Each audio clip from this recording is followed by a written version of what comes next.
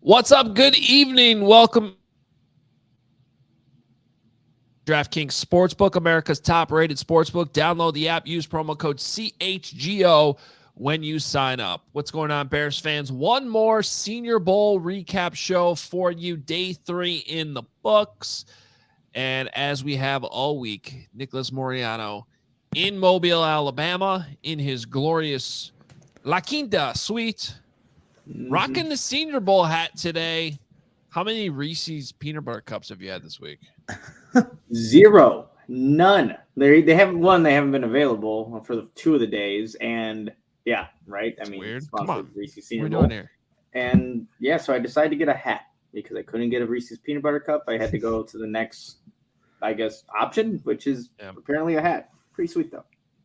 As Braggs was doing last night with his Purdue Boilermakers, Carm is chasing the the Northwestern Wildcats tonight, and he is not with us. So Greg Braggs is here with us to chime in.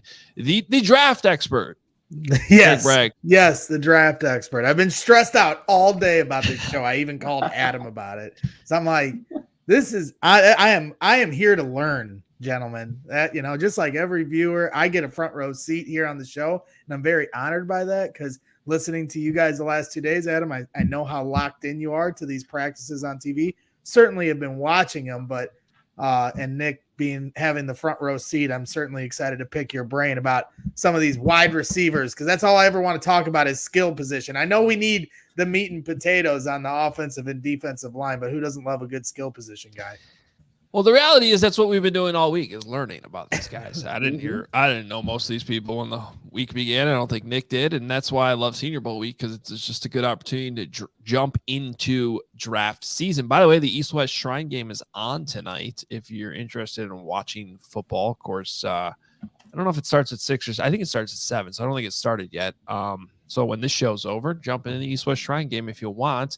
I haven't really been following those practices very closely, but I know there's couple wide receivers that Nick's talked about with Zay Flowers from Boston College and a few other guys that are interested in that game. But we're going to keep this to the Senior Bowl once again.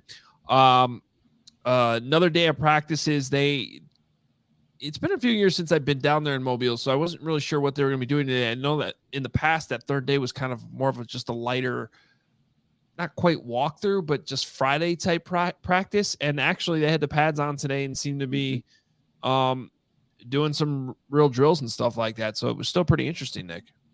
Yeah, it was. It wasn't like a typical Friday practicing though. It's Thursday. It was not full contact periods, but there were times where you did hear those linebackers, running backs, and those pads popping. And there were a couple big plays that were made on both sides of the ball by the America team and national team. But I'm glad because obviously we can see a little bit more when it is that, again, quote unquote, full speed as opposed to a lighter day. But I brought a rain jacket, you guys, because every single year I've been to Mobile, it is downpoured. I was prepared for the day. Nothing happened. So I guess it's a good thing, but I was waiting for it. You got your sunscreen, you got your umbrella, you got your rain jacket. I got the sunscreen, you guys. Never got the sunblock. After the first day where it was sunny and hot, I'm like, all right, I'm not going to need it. And it worked out, but I wish I had it that first day. Yeah, it's been the weather in Mobile is always weird. One day can be like summer, and then the next day be like early spring, like almost late winter. It varies down there. Well, that's what we're getting up here. I mean, it's going to be like 1 degree tonight, and then on Monday we're supposed to get close to 50. So who knows? Maybe, I'm not going to talk about global warming on this show. I think you just did. Let's start with the wide receivers, though. I know Braggs wants to talk about that. There were some more guys that we saw today. A couple guys we've talked about a little bit this week, but I know Luke Getsy thought that the wide receivers played a little bit better today. How about our guy Tank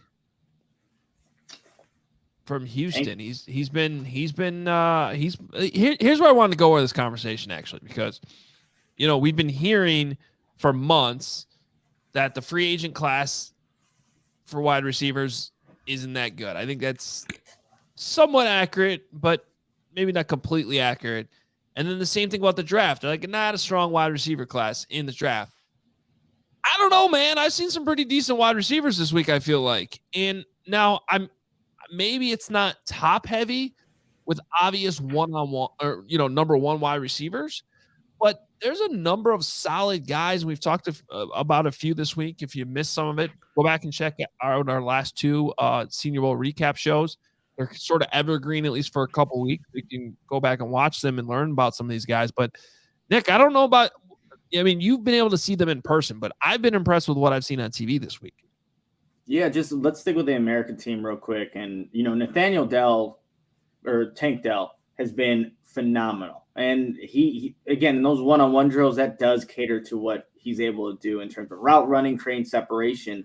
But another guy that has been having some pretty good practices is Iowa State's Xavier Hutchinson, showing the ability to stop on a dime, get open, has good hands.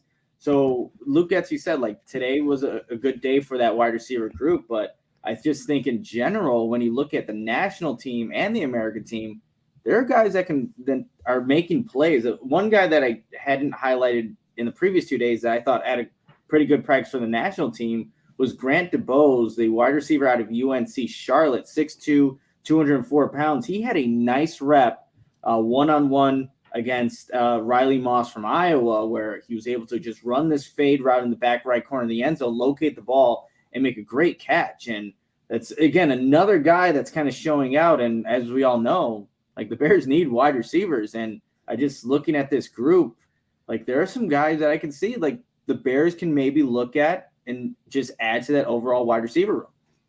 How hard is it for you? Because it's got to be a lot like training camp, right? With how they run through some of these drills and one-on-ones. And, something that I always fall for when we go to training camp is the one-on-one gods, and they're at such an advantage over the DB. And it's easy to look great in those drills.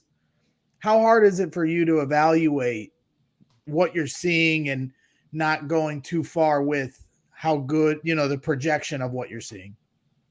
Yeah, it's a good question. Actually, Greg, I was thinking about this when there was a little bit of downtime at the practice. And I'm going to actually maybe push back on that a little bit. Obviously, the one-on-one is going to favor the offense every single time.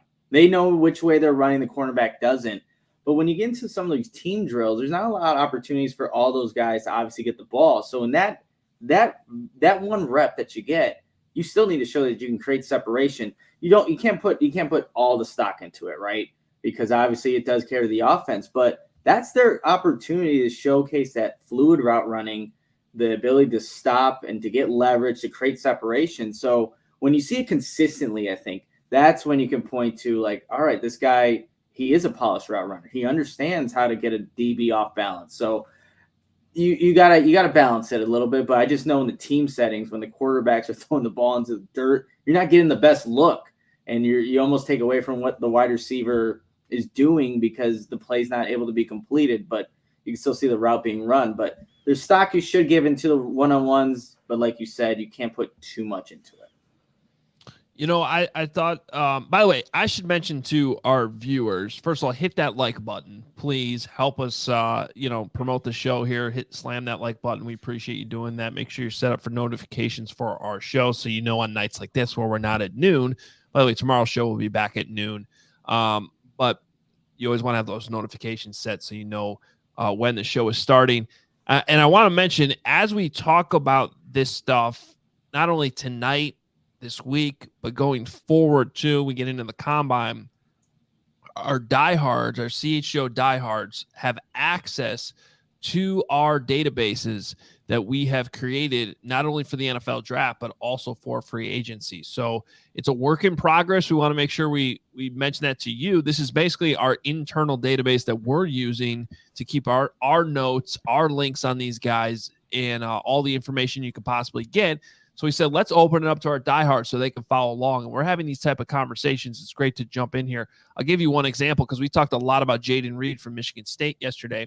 So if you go in there right now and you check out Jaden Reed, you can see, his official Senior Bowl measurements that came out this week. I put some notes in there, and we'll continue to put notes in on players as I watch them. So I mentioned, just for example, here again on Jaden Reed, impressive releases. There are concerns about his speed, but he timed as the fastest player on the field the day one at the Senior Bowl. So he seems to play faster than maybe he'll actually time at the combine.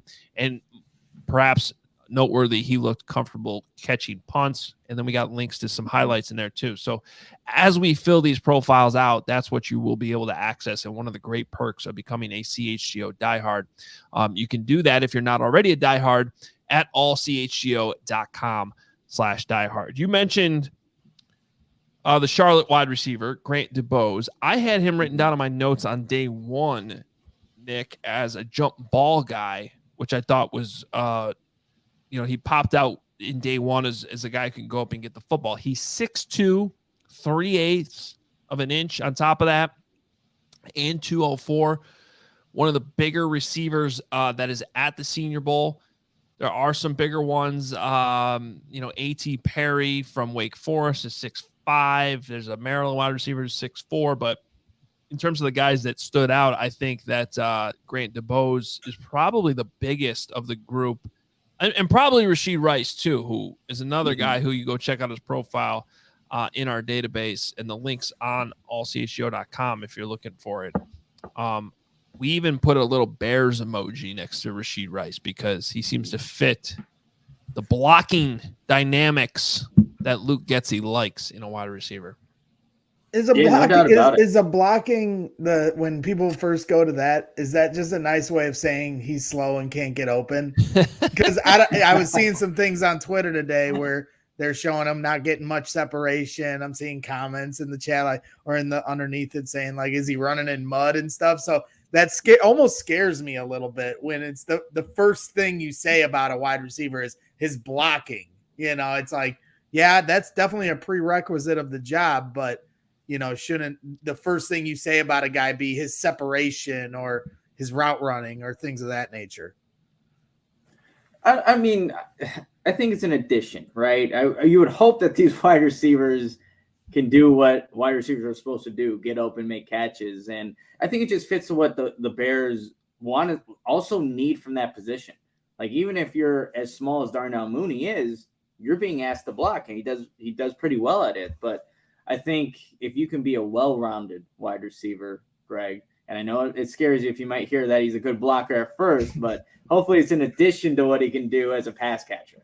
Well, that's all we heard about all the guys we brought in this year. I know they were all just holdover wide receivers. They're they're all such great blockers, and nobody could get open or catch the ball. So, we need some guys that'll catch the ball and get open. My approach with the Senior Bowl, both the years I would go there and now watching on TV, and the TV coverage has gotten so good that you can really see a lot. You got it covered by NFL Network. You got it covered by ESPN. You got the coaches mic'd up so you can literally hear in real time what they're saying to the players and what they need to work on. But my general thought is just look at the guys who just jump off the field as faster, bigger, dominating throughout the week, and you get 3 days of it. So there are some situations that I think it's noticeable. I'll throw out Max Duggan, the quarterback from TCU, not necessarily as a Bears target, but just as an example of somebody who, in my notes on day one, and not surprisingly, because he comes from shotgun heavy air raid type offense where they're just, one or two words that are being thrown out there and everything's on the fly, hand signals. That dude was struggling at the line of scrimmage with snap counts, with wordy play calls. And what was cool is you're watching the the coverage, you could hear the coach calling in the plays, and it's like 7, 8, 9, 10 words at a time. And you got a guy who's struggling with all this. And I thought by the end of today, Max Duggan got a lot better at that. So there are cases where you see a guy get better from day 1, day 2, day 3. But what I'm really looking for are the guys that just jump off the field, Nick. Guys that you just like, wow, he's better than everybody else. And I think over the course of 3 days, you definitely see that with certain guys. Like, for example, not to be a homer, but Keanu Benton's just been dominating for 3 straight days. And you know, somebody who I think would be a great fit on the Bears defensive line. Yeah, no doubt about that, Adam. He's been really good. And again, a player that I didn't know much about, but now I have to. Like, I can't avoid it because he's making consistent plays in the one-on-ones. It's translated to the team drills, and he's doing a really good job. But so is, and I don't want to even butcher his name, Adam, so I'm going to defer to you to pronounce it real quick. Northwestern's guy, number 99, out of Tamawa Adabore. Yes, So there was a one-on-one, and what they do in the national team practice, they do the one-on-ones. You do it twice in a row. So you go up against that same person, and we'll see if you can, again, adjust to the second rep. He was lined up against Cody Mach for one of them. And Northwestern pride and joy, they won. He won both times. And that also, you saw some plays happen in the team drills. And again, that was on the inside too. So that's somebody too that I think his stock is rising for Tamawa. Sorry. I pronounced it the first day. I pronounced it the first day in my Moreano minute, and now I just can't do it. But he has been really good and has been showing up this entire. That's what it is. Last night was a night too. Jeez. Yeah. Yep. Luke Getsy. You made it. You made it to Veets last night. I was kind of doubting you. I was so close to just laying in bed, and then I got up because I was hungry. Got some amazing wings, and then went to Haberdashery, I think's the place. Met Kevin Fishbane there, and then we ended up going to Veets, and then it was 3 a.m. Those are the nights that happens to you when you're like right on the edge of going to bed at like 9:30, and you're like, F it, let's get out there, let's live. And then the next thing you know, it's 3 o'clock in the morning, and you're with Kevin Fishbane. By the way, there's no way Kevin Fishbane stayed out till 3 a.m. He was like a 2:30 or 2:25ish. Wow. Yeah, no, wow. It was funny. I looked over at Vita, and then I just see a huge yawn from Kevin Fishbane. I'm like, all right, he's heading out. It's time for Kevin to go. That's awesome. It's part of the experience, part of the Senior Bowl experience, because it's not just the media that's out down there. It's fun. All right. I'm trying to think of other wide receivers we need to cover before we move on, because I gotta say it was just like something that stood out over the 3 days. What's the name of the kid from Cincinnati too I brought up the other day? Oh yeah, I had him written down too. Where are you? A smaller guy. He's quick, but he was just like, he's just constantly getting open over and over and over again. Oh, Trey Tucker. Trey Tucker. He's like 5'8" from Cincinnati, and I think when you look at what the Cincinnati kids did last year coming out of the draft, there's still some of that carryover. One of the many reasons why I'm really excited about Luke Fickell at Wisconsin right now, because all of a sudden he's got NFL blood just pumping out of that program in Cincinnati. And I would still take advantage of that. They got the tight end coming out this year too. I thought he looked pretty good down there in Mobile too. But Trey Tucker's another guy who I would consider. Yeah, Michael Wilson from Stanford has also had a very good 3 days here in practice. And, you know, he's a bigger guy too, at 6'1", 216, I believe. So, I mean, just being able to show that he can run precise routes at that body type and then also be able to show good hands on top of that. I think he's another guy that, again, has been consistent in the 3 days that he's practiced. Yeah, I mean, just watching earlier on the timeline, just going at like kind of doing as much research as I could to like get some close shots of these guys, not just on what the TV was showing me. Trey Tucker blew this guy, you know, left him for dust, and he had a wide open touchdown in the end zone. He dropped it, but the route was great. Getting off the line was great. gave him a little stutter step, and then he gets up down the right sideline, then he drops the touchdown. It's like, $1 million move, 10-cent catch, so, certainly got the speed though. And, one drop doesn't define your career. Yeah, absolutely. I like this comment from 22 A-Tech. I turn 35 tomorrow. No way I'm going anywhere after 9:30. I feel you, man. I feel you. Happy birthday in advance. Live it up. Happy birthday. 35 comes at you fast. All right. Want to talk a little bit about the offensive linemen too. And then I know the Bears aren't probably concentrating too much on the quarterbacks, but people always care about the quarterbacks. And there were some interesting quarterback observations I had. I always like to look at the quarterbacks. And so before we get done with the third day of our Senior Bowl coverage, I do want to touch on the QBs a little bit more. And we talked about Hendon Hooker a little bit yesterday, but even beyond that, because there's one that I think really stood out, and we'll talk about it. But first, the ComEd Energy Efficiency Program is committed to helping families and businesses in the communities we serve save money and energy. ComEd offers free facility assessments that can help find energy-saving opportunities, whether that's lighting, HVAC systems, commercial kitchen equipment, or industrial processes. An authorized engineer will work with you to develop a detailed assessment plan specific to your goals and needs. These can be done in person or virtually and last approximately 2 hours. Then within 3 to 4 weeks, customers will receive a report detailing energy efficiency projects that they can start working on immediately. Each recommendation will include estimated energy savings, cost savings, project costs, potential incentives, and simple payback. Don't wait. Get started saving money and energy today. For energy saving tips, to schedule your free facility assessment, go to comed.com/poweringbiz. That's BIZ. Ready to sign up for a facility assessment? You can call ComEd at 1-855-433-2700 during normal business hours. To speak with a ComEd Energy Efficiency Program representative, you can email business at comed.com or request an assessment online on their website at comed.com/facility assessment. Love it. All right. I think we got to talk about FOCO too here before we move on. So I got it right here. Oh, you ready to go, baby? Let's go. I got it. Chicago, you already got the best coverage for your favorite team, so get fitted out in the best sports gear around. FOCO's got you covered from Soldier Field to the front room, north or south side, with hoodies, slippers, signs, bobbleheads, and everything in between.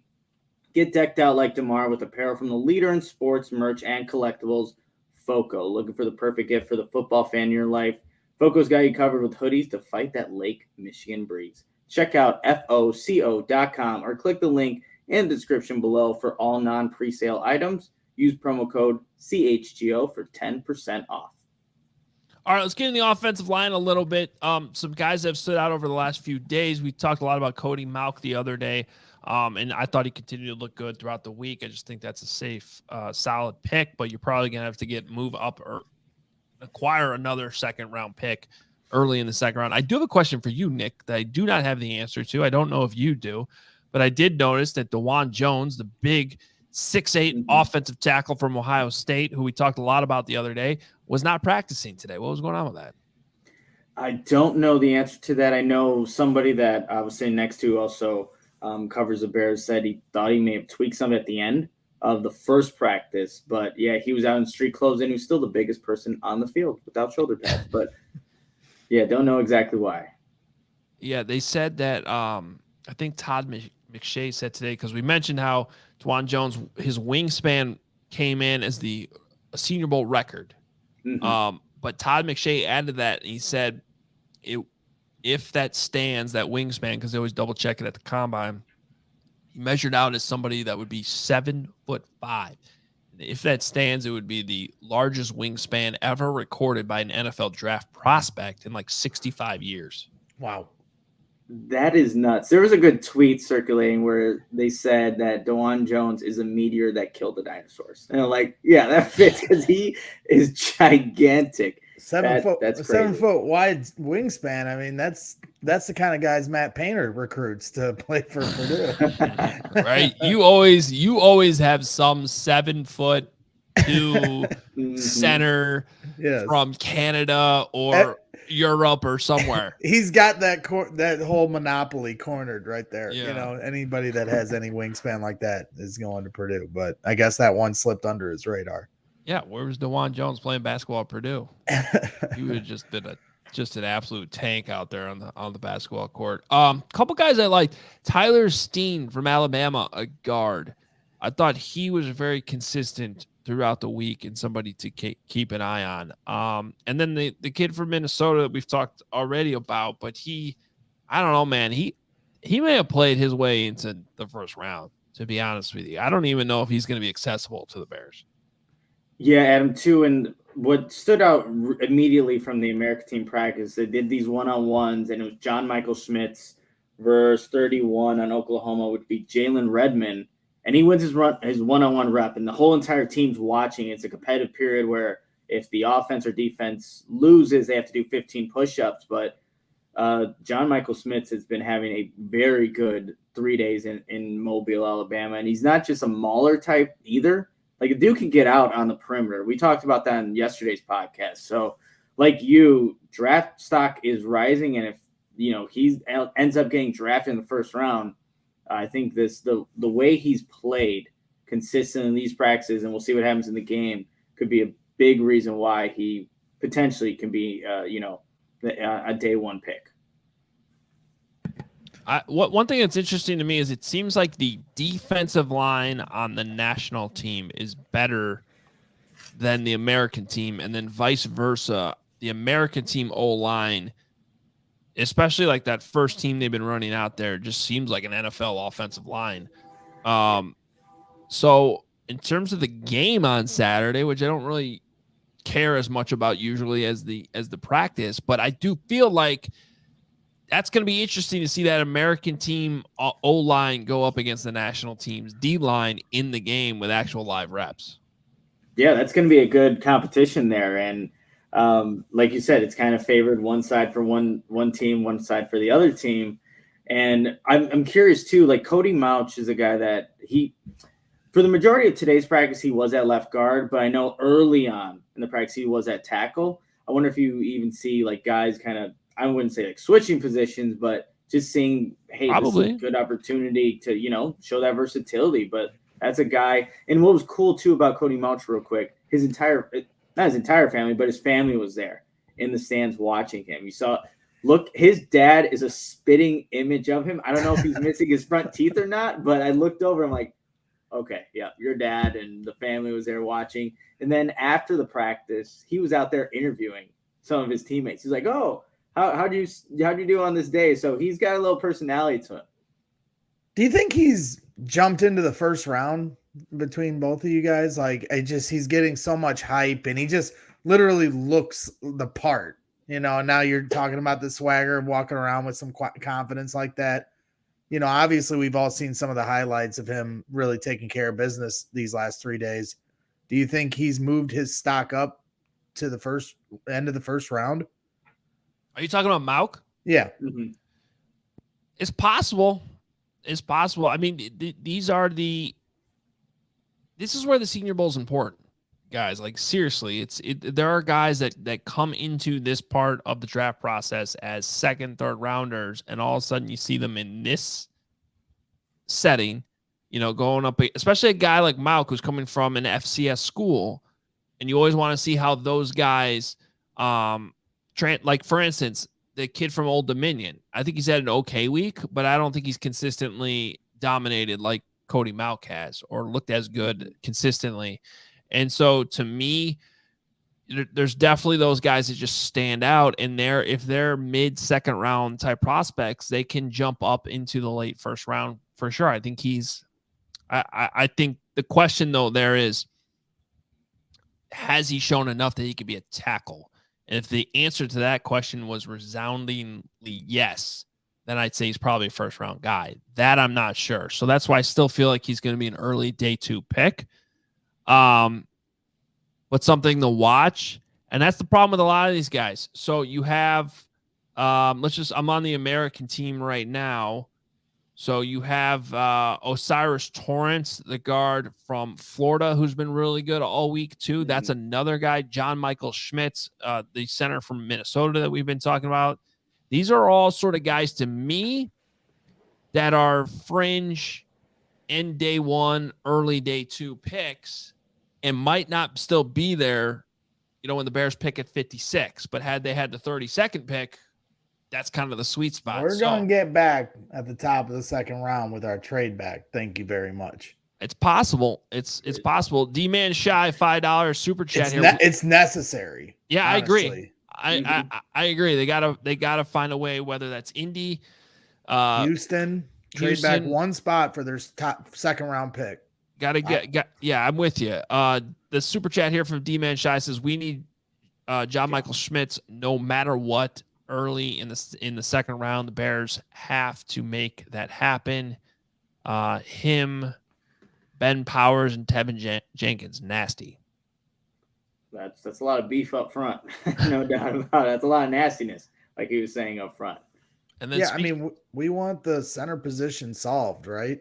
I do, I do, and I really do feel like, is it okay to call him JMS?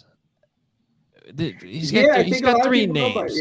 You have three names. You got to get it shortened, right? There's got to be something. I do feel like he has just like solid center for a decade written all over him.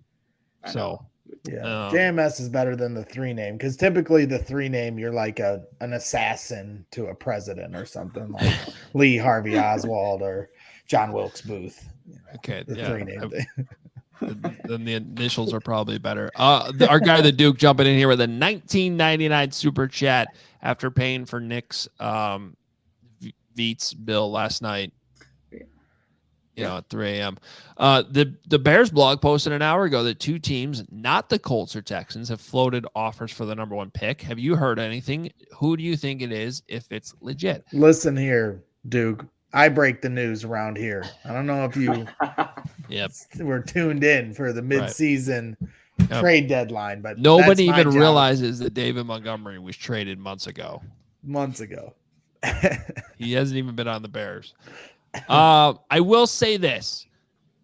I have heard that like those conversations have begun. And when I say that, it's just, you got to understand that events like the Senior Bowl, for one, teams start to just very casually start those types of conversations. Like, hey, any idea what it's going to take here? That's all I know. And I do think that those types of conversations have begun. And this is about the time that those would start. And then they're going to really heat up by the combine. Like by the combine, I'm not saying you're going to quite get to the point where like parameters are in place for a deal, but that's when things start to heat up and teams. But the problem is, if you're the Bears right now, and I don't know who the teams are, so that part of the question, I don't know. But the problem is, if you're the Bears, and it's not a problem, it's actually a good thing. I just feel like you want to wait to see how dominoes start to fall.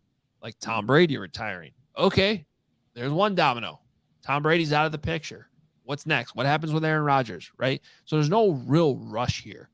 But you might start to find out who those teams are. Just I'm throwing out an example. Panthers have their head coach now, so they're kind of set up. And it wouldn't surprise me that once they have their coach in place and their whole situation figured out what they want to do, that seems like a team that makes sense to me, that would make a phone call or, walk by Ryan Poles in Mobile, Alabama at some point and be like, hey, we're kind of at disadvantage here because we're drafting back here at 9. What's, any idea what it's going to take here or how realistic this might be? Because, we're interested. And that's really what it is. It's just teams kind of notifying you that we're a team that's going to be interested. So just keep us in mind when these conversations start to heat up. Well, here's my question to you about that, Adam. And I'm going to just draw up a scenario just for the fun of this exercise, because I understand that this is unlikely. But if you're a team like the Panthers, obviously the trade isn't going to happen until close to the draft. I understand that, or the day of the draft. But like, if you're the Panthers and you don't know whether or not you can trade up to 1, like how come no team has ever just like, how come they wouldn't come to the Bears and be like, I'm going to give you everything I can right now before free agency? Because if they don't know they can get the quarterback or get the trade they want to get the quarterback they want, why would then you are going into free agency kind of blind and risking that you're going to make this move? You get what I'm saying? Yeah, I get what you're saying. I think it's just a matter of seeing what happens in free agency first. And we don't know that the Panthers aren't interested in one of those free agents. I'm guessing that they want to go the draft route, but I things in the offseason tend to happen in an order, and the draft trades come later. I've never understood why the draft goes after free. To me, I think it makes more sense for the draft to be first, then free agency to be second. Wasn't that how it is in the NBA? I think that's how it is in the NBA, right? You have the draft in late June, and then free agency happens pretty quickly, like right after the season ends. Mm-hmm. Maybe I'm wrong about that, but I don't know. I do agree that is an interesting thing, and maybe it makes sense for it to be the opposite. But you're correct, Adam. It's okay. It's late June for the draft, and then July 1st is usually that's what I thought. Free agency. So other sports do it differently. I'd have to go back and look at some of these trades have happened earlier. I don't remember how early. I'd have to go look, but like we've had the 49ers move up. We've had the Eagles move up. Yeah. We've had, the Rams move up all in like the last 6-7 years. And these have been done weeks before the draft. I'd have to look up which one was the earliest and all that. The Stafford deal, I felt like that was really early too, right? Where that was that was January 31st. I mean, or January 30th. That was for a veteran quarterback. So, and that's where I still think like Derek Carr is probably going to be moved here in the next couple of weeks. In fact, I think there's like a deadline of February 15th, I think, before some money becomes guaranteed. So there's kind of a soft deadline there to get that deal done. And then I think whatever happens with Rodgers happens before free agency, because that's more of like a free agency type trade that will happen. Alex chiming in here with $10 on the super chat. Trade with Indy, first round pick for Buckner. Their first pick, 2 seconds, a third and a fourth. What else? Let's throw in Michael Pittman. Let's throw in Jonathan Taylor. Can we get JJ Stankovitz back in the deal? JJ Stankovitz back. What else can we throw in? Maybe the stadium. I mean, come on. Let's be a little realistic. But then you draft Anderson, get another lineman, and boom, boom. That's where. And I'm victim of this too, of delusions of grandeur, as one of my friends Mac would say. Like we all have these ideas of the kind of trades we can get from Houston and Indy, and most of the ones being put out are unrealistic. We need to be at the top of the second round again, and I think that's vital for Poles to make that move. However, you get it from one of those two teams or the Panthers, but some of these kind of ideas, they're just unrealistic. It's very unlikely. We understand there's a bidding war, but you got to be more realistic with what you're going to get in return. It's not going to be that much. And I think Bears fans are setting themselves up for disappointment when it's less than that, which is going to be a good move for this team. And you're going to have fans mad because it's not this, and I think that's where we got to kind of rein it in as Bears fans. I know it's hard. We all want as much as possible, but we got to rein it in a little. Damn draft machines. They do this. This is what happens when you keep messing with that dang thing and you get all these idiots things like me on Twitter who put out crazy stuff. I mean, I'm also, a part of the problem. I do think there's a haul the Bears can work out of this, but I think when you're talking about Indy, you're talking about if you're getting a player in return, you're probably not getting that early second round pick in return. If you go the route of move back to 4, then add that second round pick, then I think you can get even more, maybe a first rounder next year. I think that's a realistic trade. I think absolutely. I think move back to 4, early second rounder. Maybe you swap, you get their third, but you give back the late 4th you got in the Robert Quinn trade, right? Like there could be some other maneuvering there too. And then you add a first rounder next year. And I have to think that the way Ryan Poles is approaching this kind of a long-term approach, that if he can get another first round pick next year, that's ideal too, to 100%. include that in the package. Yep. That's why I want the Panthers. I don't know, we're going off track with this trade talk, and we got all season to talk about it. But I just think the Panthers would be the dream scenario for me, because then I see a more likely scenario of that kind of haul that was just presented there, I think by Alex or whatever his name was. So, where you could get 2 future first round picks, 2 future second round picks. And now for the next couple of years, you have multiple picks in each round. That's why I'm looking at the Panthers at 9, because I think that's where the more realistic haul is going to come from. But we can get back to who's playing in the Senior Bowl. I could dream about this all day long, which I do. This super chat coming in from Rakeem 4989. Do you guys think it's a real possibility the Bears sign Payne and get Buckner in a trade with Colts and draft Will Anderson? That would be a lot. It's a lot of pass rush right there. But I think I don't think that's out of. Well, here's the thing: we don't know the Colts are trading Buckner, though. I think that's just like kind of this thing that's taken off on Bears Twitter as a possibility. Maybe it is. I have no idea. I do think that they're in a position where they are desperate for a quarterback, so you ask for whatever you can get. I will say on the Payne thing, the Daron Payne thing, we still don't know if he's going to get the franchise tag, and that's kind of the big question mark there. Mm-hmm. I did have somebody in the league tell me that keep an eye on Daron Payne, though, for the Bears. So if he is available, and that's not really groundbreaking news. I think there's obviously a fit there, but I do sense some momentum that could be a possibility, a real possibility that the Bears go. And of course, the trickle-down effect of that is, if you sign Daron Payne, do you still draft Jalen Carter? I mean, the conventional wisdom would be like, no, if you get your 3 technique, then you go Will Anderson. But I don't know, man. I still think the Bears are in a best player available type situation, and you follow your draft board. And I don't have any, like, the more I watch Keanu Benton, and obviously I've seen a lot of Keanu Benton because he's a Badger, but to see him, I didn't know that he was, as much as I liked him already, I didn't know he was going to look this good this week at the Senior Bowl.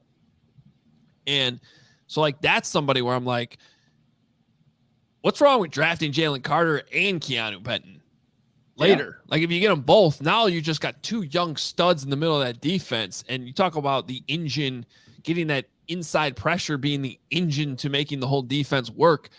Damn, you're set up for a long time right there if you can do that.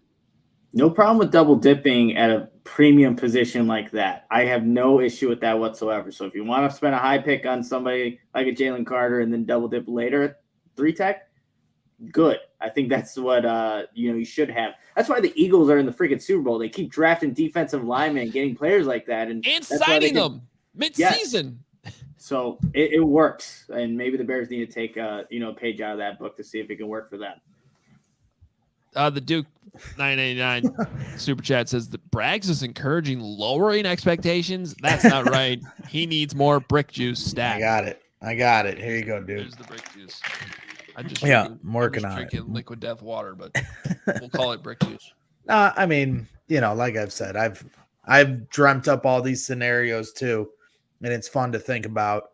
I think, to me, the path is you have to trade down with the Texans first and foremost. You've got both Bryce Young and CJ Stroud, who I think both are very good prospects for any team. So you have to trade back to 2. Get just their second round pick. I would do it just for that and be completely fine with that. And I know fans think they could get both their first round picks. I think that's unrealistic. Just get their second, move back 1, then start the bidding more for the second pick. And that's me, who's never been a GM in my life, but that's how I would approach it personally. But who knows? I know we need to get back in the top of the second round for the things we've talked about tonight. And of course, then I would like to trade back again to get future first round picks, because this team has so many holes, so many things. We haven't signed Chase Claypool and Darnell Mooney. Like, who's our wide receivers in a year from now? So I want more wide receiver talent on this team. Of course, I want to be in the Marvin Harrison sweepstakes next year. So those are some of the things I'm thinking about. But Obviously, Ryan Poles has probably got his ideas of his own. Yeah, I think it's interesting. All right, I do want to talk about the quarterbacks, kind of go one by one, really brief on each one, just that we saw this week at the Senior Bowl. But first, you guys know this. The stage is set. We're counting down to the battle in Arizona. We're going to be there next week. Cannot wait. There's no better way to get ready for the NFL action. Of course, besides listening to the CHGO Bears podcast all next week, but also with DraftKings Sportsbook, the official sports betting partner of Super Bowl 57. New customers can bet just $5 and get $200 in free bets instantly.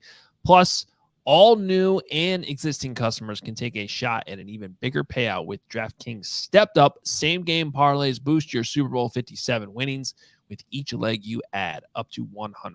Download the DraftKings Sportsbook app. Use code CHGO. New customers can bet $5 on Super Bowl 57 and get $200 in free bets instantly.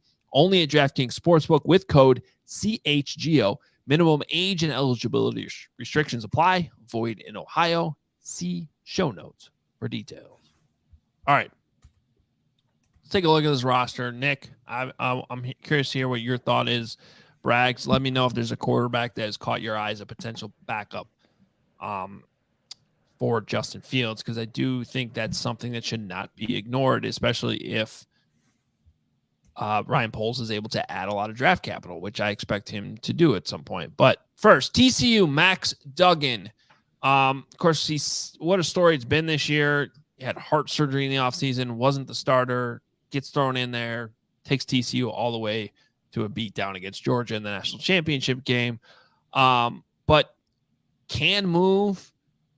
Obviously he's not Justin Fields like in his movement, but he's not afraid. He's probably more similar to Sam Ehlinger in the Colts quarterback.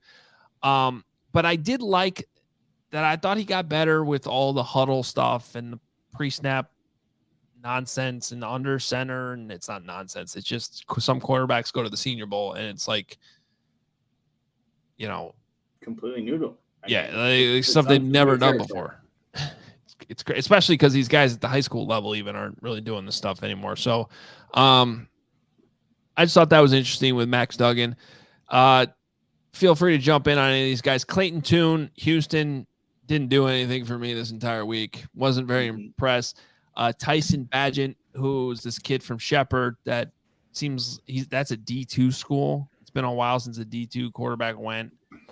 Would you say that Clayton wasn't in tune? Oh, I would not, but apparently you would. Lawrence jumping in with that. And then we talked about Hendon Hooker, which I could not believe the backlash of the idea of adding Hendon Hooker, who just seems like an ideal backup for Justin Fields, but that one didn't go over too well, apparently. No, I was looking at the comments on that. I saw some people like, oh, you're just going to draft the oldest players in Tennessee, Velus Jones Jr., now Hendon Hooker. And it's like, all right, let's calm down here. But it just makes sense, though, to get a younger quarterback. But I think people are so fixated on, well, the Bears have all these holes, and that's true.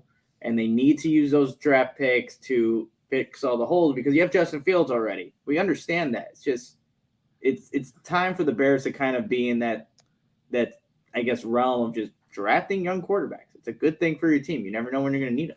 Yeah, but where's Hooker going to go in the draft? As Philosophy in the chat's pointing out, and I'd be asking the same thing. Yeah, I don't know. We talked about it yesterday as a possible third rounder because that seems to be where he's being thrown on draft boards. I have more questions about that because he's coming off the ACL. Not only that, I think the more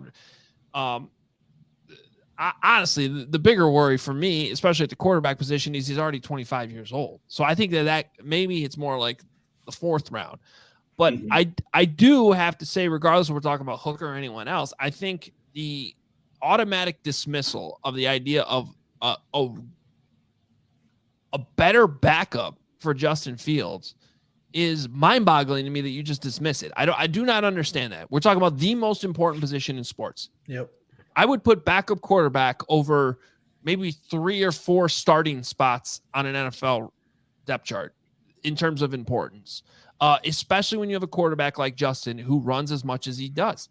You need to make it more of a priority, and the Bears just don't. They don't draft a lot of quarterbacks. They don't take swings at the position.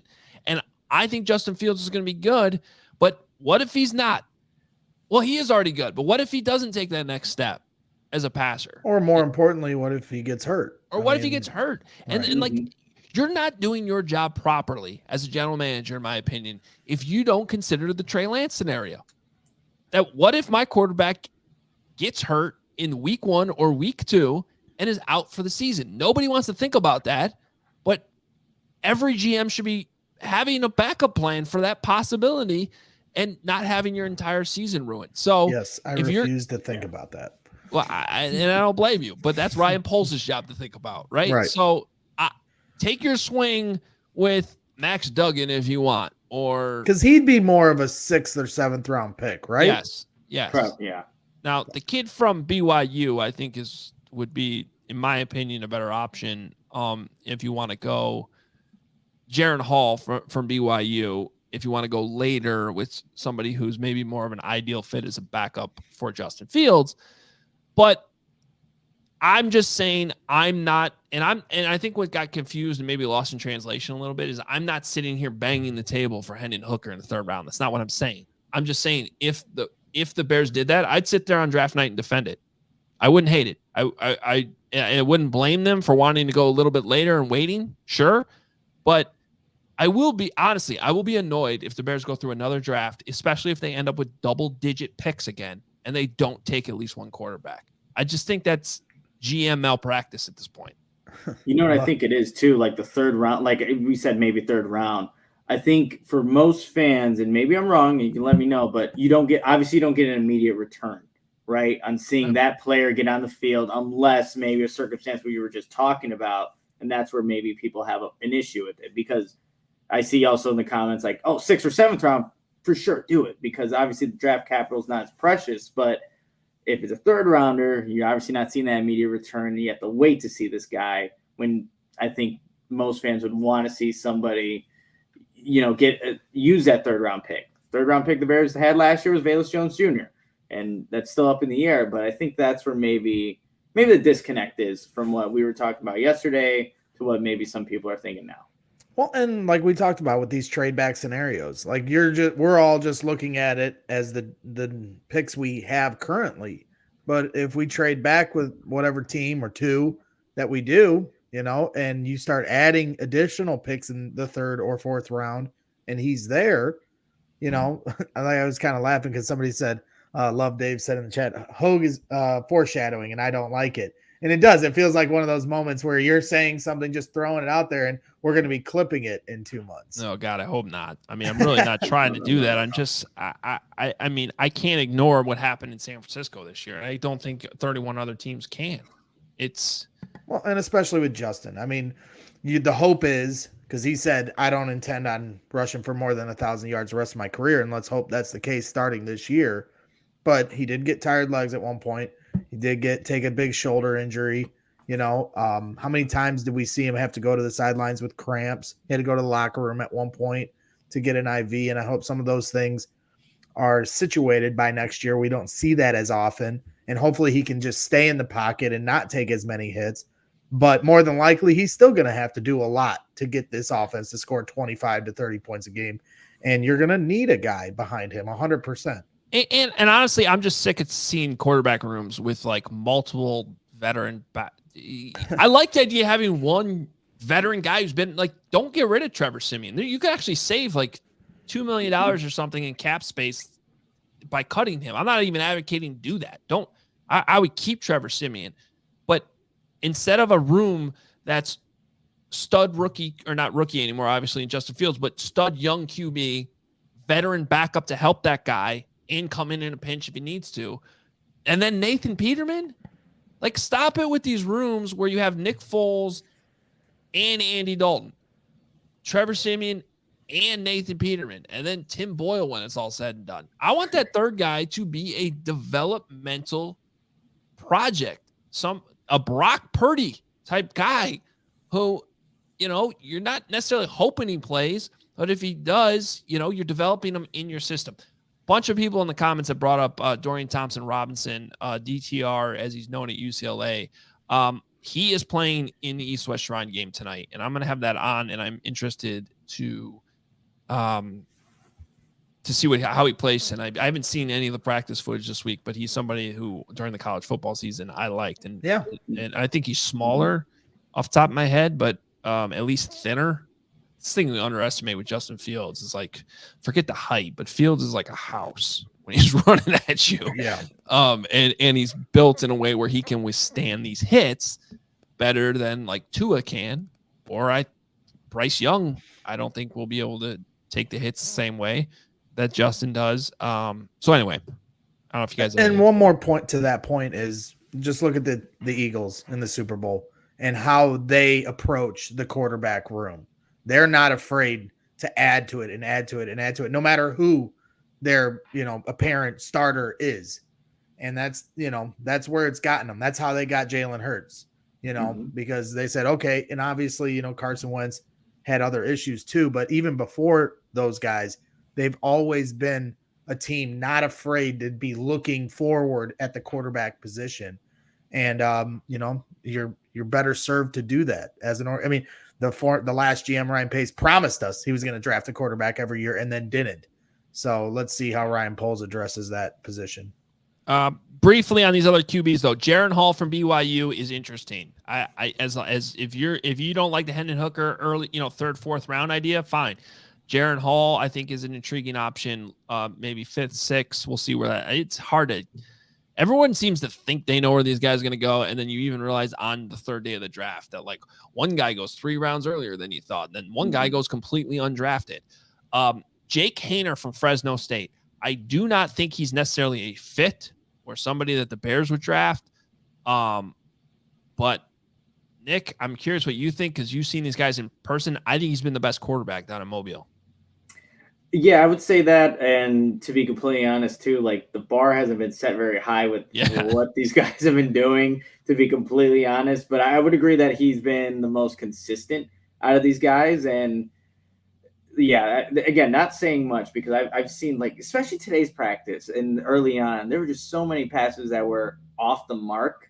And I remember just writing down in my notes, like, man, can we get somebody in here? Because this is, I think, one of the first years where you're not going to have a first-round quarterback at the Senior Bowl. That I think Will Levis opted out of this, but, it would have been nice to just have better talent there. You'd probably get a better evaluation of everybody else on the offense. But, yeah, it's been a pretty low bar to say. Haener's, first of all, I like what he did at Fresno this year, but Haener's ball placement has been by far the best. I mean, he's had some throws where it's like, whoa, but he's smaller. I think he's going to be more of a pocket guy. So I don't necessarily think he's a great fit with the Bears, but I think somebody's going to get an interesting quarterback with Jake Haener on draft day. And then Duke 811 coming in here, wasting $9.99 on Graham Mertz. I got the guy for us, Graham Mertz.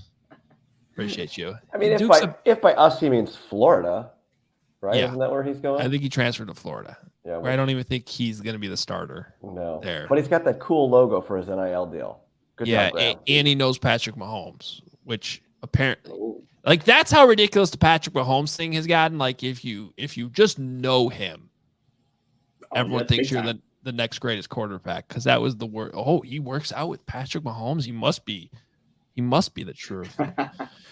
Look, I fell into it too. That great game against Illinois during the COVID year. Thought he was the next guy, and it didn't work out.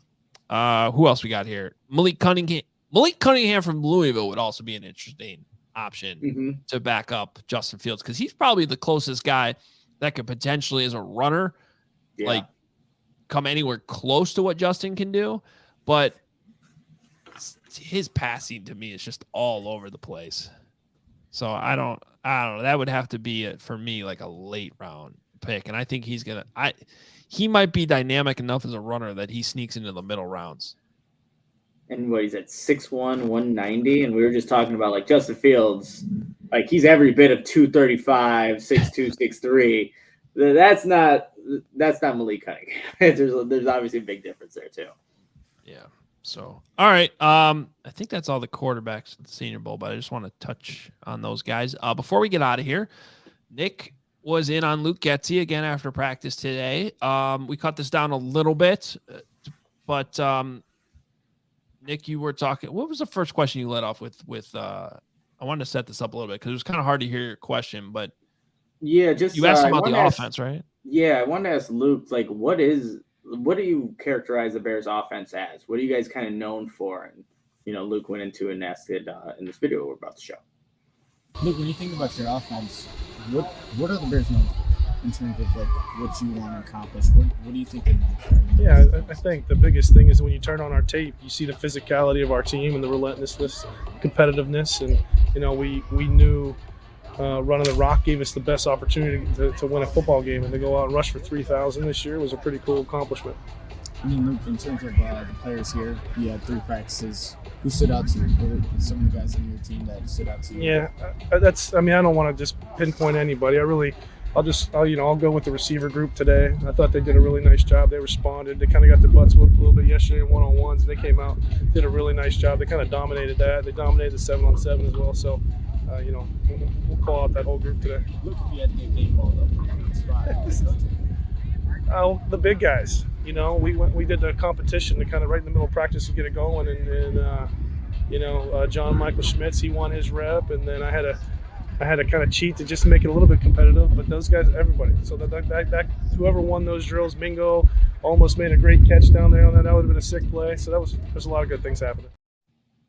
So I thought it was interesting that he mentioned John Michael Schmitz, but he was just talking about a specific play. One, I think I want to close out the show, I guess, and the week of Senior Bowl coverage with this, because a lot of times during early draft season, we get, and this happens at the combine too, we get too caught up in this team talked to this player and this team talked to that player. And it's like, yeah, they talk to a lot of players and it doesn't really mean much. It also could mean that player was not very impressive when they talked to them, and they talk to them and then they cross them off their list. That happens too. So my advice to everybody as they follow this is don't pay attention to that. Pay attention to things like what Nick asked Luke Getsy off the top. What are you known for? Oh, well, we're physical. We want guys who are physical, and when they turn on the tape, they see that. They see that physicality. So players that come with grit, physicality, and of course fit the running scheme where they can move. If we're talking about offensive linemen, can they get outside? So somebody like John Michael Schmitz, to me, watching him this week, I think gets that little Bears tag that'll be in our NFL draft database that you can find if you are a CHGO diehard. Same thing. I mentioned a guy on defense yesterday, that Sacramento State linebacker, Mapu. He caught the eye of Luke Getsy just from the way that he was knocking the ball out consistently and attacking the football. That's somebody who fits the hits principle. So those are really, to me, as you learn more and more about these players, way more important than, oh, this guy talked to this guy. And that, pay attention more of which prospects really fit what the Bears do. And what helps is the Bears seem to have an offensive identity. They might not be very good, but they do seem to have an identity. And that's what I appreciated you asking Luke Getsy and his answer to that question, because for the first time in a long time, we kind of know what that identity actually is. No doubt about it, Adam. And just again, reinforce what Adam was just saying. Jim Nagy, director of the Reese Senior Bowl, literally said all these prospects are going to meet with all 32 teams. So it's not like, oh, he met with so-and-so. They all met with the team to get a better understanding of them. So what you pointed out is what we should be focusing on. They have an identity, need to be physical. What players match that identity? Yeah. And I think every prospect should also have to meet with Greg Braggs. I think that should be part of the scouting process. You have to pass the Braggs test. You have to drink some brick juice. Mm-hmm. Yes. Maybe even you have to lay some brick. I don't know. that would really, you'd find out something about a man if they got on the wall and laid some brick. What was the term you had for like the brick? Dead nuts. Dead nuts. Dead nuts. See, so you could write, that's a scouting term. Bragg's a scouting term. This guy's dead nuts. Right. And He's on the level, I guess. I don't know. I don't know what that means. Dead So, nuts means level, so I get he's balanced. There you go. Gotta have balance. Yeah. you know who's balanced is David Montgomery. That great contact balance. He actually does have very good balance. Ooh, he said something nice about David Montgomery. Everybody hear that? We should clip it. We should clip it and play it over and over again on social media. All right, guys. Great stuff. I hope everybody enjoyed our shows the last 3 days. Nick, you did a tremendous job down there in Mobile and weather the storm with the late nights at Feats and the practices. And it's nice stuff by you. And make sure everybody's following you on Twitter at Nicholas Moreano for all the latest. Also at CHGO_Bears. We got a ton of Senior Bowl content too that's still on the way that we're cutting. And we're still going to be adding. So make sure you're following us on social media and right here on the YouTube channel, CHGO Sports. We're going to be pumping out more and more NFL draft content. And then, of course, next week, we'll turn more big picture, Bears, NFL, Justin Fields, #1 pick. We're going to get kind of the national perspective, who we run into all week long in Phoenix. So the shows are going to be great next week. Make sure you're following along. And we're back to our noon time tomorrow, and we're going to be at noon all next week too. That's the plan. So look at that. Oh, first time I'm seeing this. Isn't that beautiful? That is awesome. That is great. If you're watching on YouTube, you can see what is our All City logo for next week's coverage in Arizona. It looks awesome. And that's part of the deal is our DNVR group and PHNX are all going to be down there. Obviously, Phoenix is in Phoenix. PHNX, they're at home. It's a home game for them all week. But we're going to have some great coverage, and I'm looking forward to it. So, Nick, great job this week. Yeah. Thank really, you. That really logo just looked warm. Like, I felt like a warmness The going sun there. rays. Like, I cannot wait. Bring your sunblock. Yes. Yeah. Although I will warn you, there's really not much of a difference between the Super Bowl being in Minneapolis and Phoenix, Arizona. You're inside a convention center. Oh, man. That's my advice, because people every year, her listeners probably don't care about this, but every year people show up to Radio Row. If it's a warm weather Super Bowl, and the last 4 have been warm weather Super Bowls, they shorts, t-shirt, I'm ready to go.